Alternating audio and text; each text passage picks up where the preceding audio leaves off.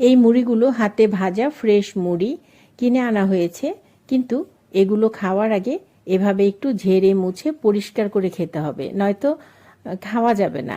এই মুড়িগুলোতে বালু বালু থাকে, চাল থাকে, পোড়া মুড়ি থাকে। এই যে দেখেন কত ময়লা, আর হলো চাল, পোড়া মুড়ি, এগুলো খাওয়া যায় না।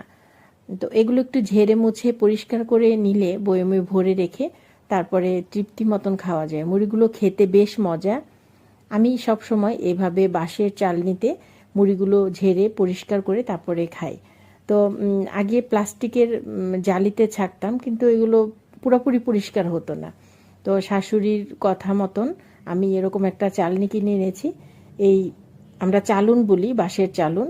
তো এই চালুনে করে মুড়ি পরিষ্কার করে খাই, এখন ভালো লাগে, শাশুড়িও খুশি, আমিও খুশি। তো মুরব্বীদের কাছে আসলে অনেক কিছু শেখা যায়, মুরব্বীদের কথা মানাটাই ভালো। মুরব্বী